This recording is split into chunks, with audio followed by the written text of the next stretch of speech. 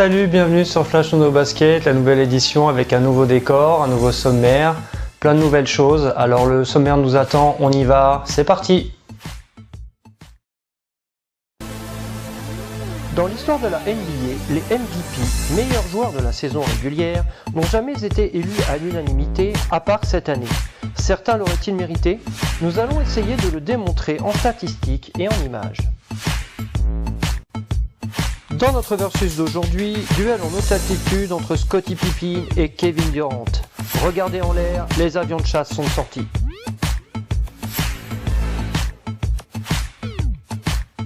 Puis nous aurons le quiz Flash Nono, anecdotes, statistiques, tout y passe, le test ultime de la culture NBA.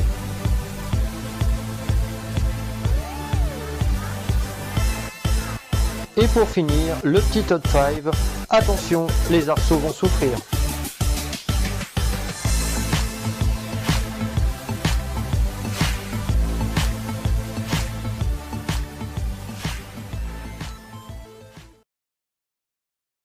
Steph Curry, double MVP en titre, a été élu cette année à l'unanimité.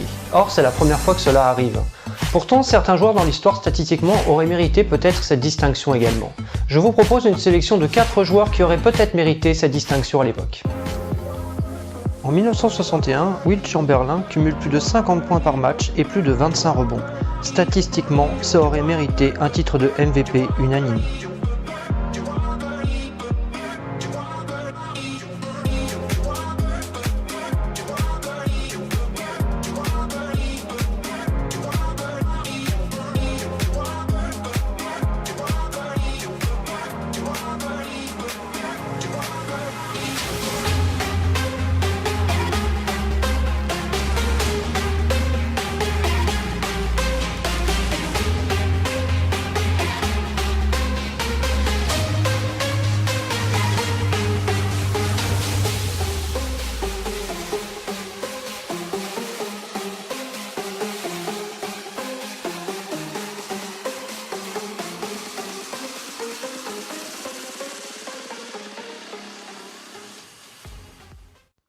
En 1971, Kareem Abdul-Jabbar cumule 34,8 points et 16,6 rebonds par match.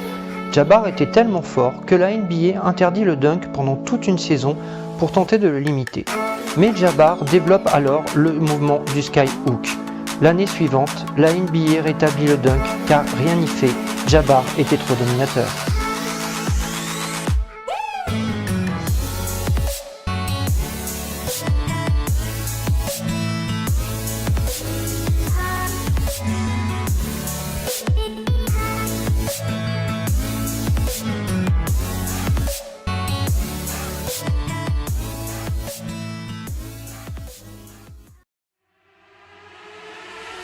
En 1987, Michael Jordan cumule plus de 37 points par match et est présent dans toutes les autres catégories statistiques individuelles. En plus de l'efficacité, il y met la touche spectaculaire avec des mouvements venus d'ailleurs. Cette année-là, Jordan score même 23 points consécutifs lors d'un match, égalant le record NBA. La domination mêlée à l'excellence.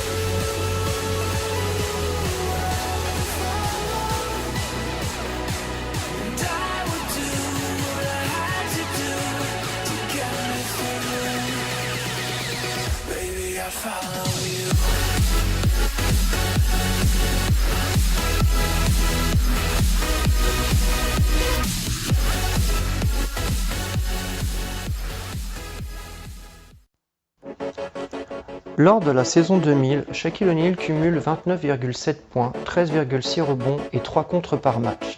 Cette année-là, il marche littéralement sur ses adversaires. Une fois dans la raquette, impossible de l'arrêter. L'ennui quand vous défendiez sur O'Neal n'était pas de savoir s'il allait marquer, mais plutôt dans quel état vous alliez sortir du duel.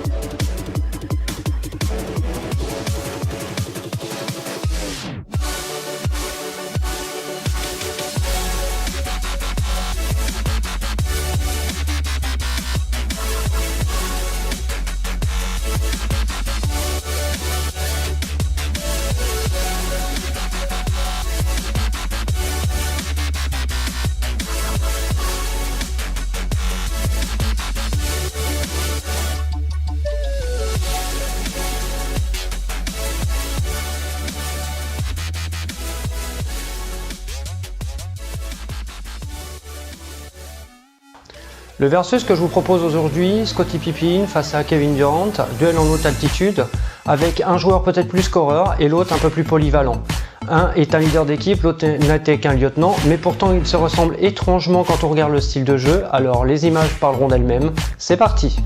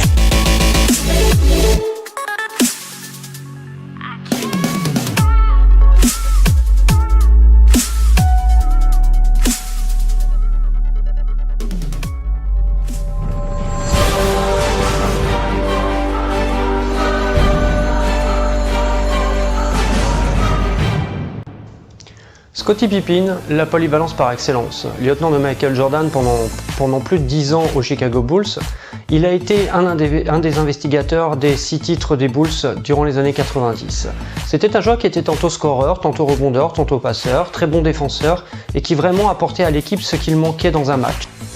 Kevin Durant, pour sa part, c'est un énorme scoreur, un joueur de grande envergure capable de shooter de très loin, qui est également polyvalent, peut-être un petit peu moins, mais plus leader que ne l'était Scottie Pippen. Imaginez un duel aujourd'hui avec un Scottie Pippen au meilleur de sa forme et un Kevin Durant comme on le voit actuellement. Le combat serait vraiment épique. L'un pourrait défendre sur l'autre, l'autre pourrait scorer constamment dessus. Un duel qui serait vraiment énorme en haute altitude avec plein de polyvalence et vraiment ça serait vraiment un superbe duel. Malheureusement au jour d'aujourd'hui Scottie Pippen a pris sa retraite, Kevin Durant est à son apogée et on ne peut faire cette simulation que dans mes vidéos. Le quiz flash Nono, on fait appel à votre mémoire, alors on perd pas de temps, c'est parti, go!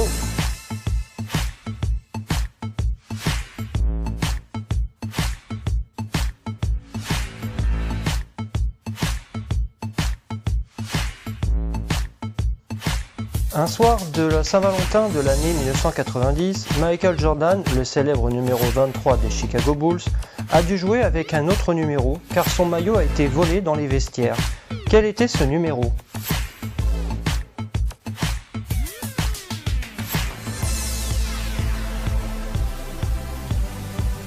Réponse A, numéro 9. Réponse B, numéro 10. Réponse C, numéro 11. Réponse D, numéro 12.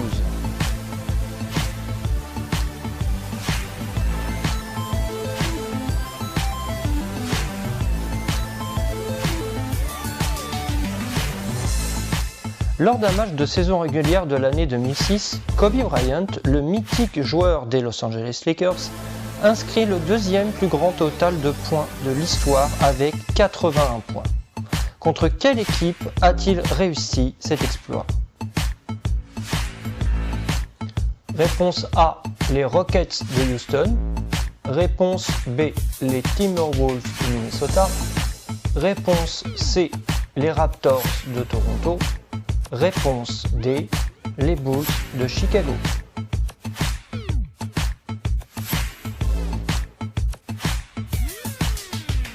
David Robinson, l'ancienne gloire des Spurs de San Antonio, a été drafté en 1987. Mais en quelle année a-t-il pu descendre dans l'arène des joutes NBA ? Réponse A, 1987. Réponse B, 1988. Réponse C, 1989. Réponse D, 1990.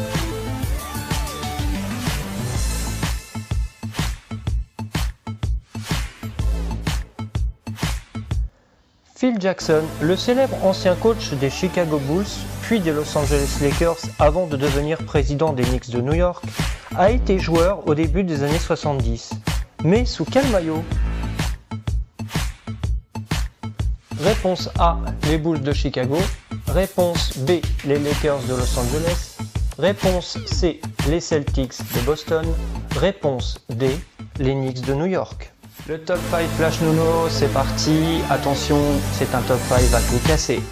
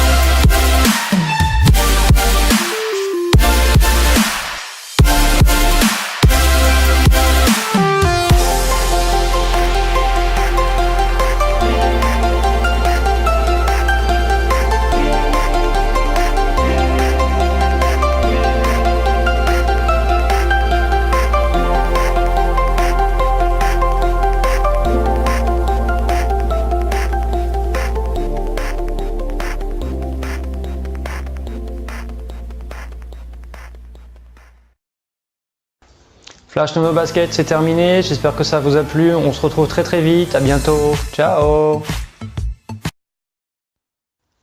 À la question quel numéro de maillot porta Michael Jordan lors d'un match de saison régulière face à Orlando en 1990, la réponse est le numéro 12. Oui, ce soir-là, Michael Jordan a dû jouer sous un autre numéro car son maillot était porté manquant après un vol dans les vestiaires. La réponse de la deuxième question, contre quelle équipe Kobe Bryant marqua-t-il 81 points en 2006? La réponse est les Toronto Raptors.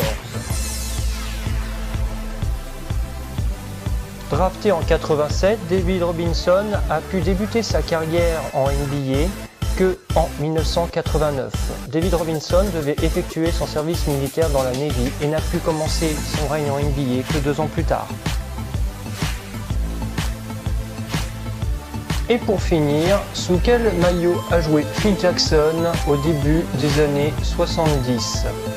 La réponse est les Knicks de New York.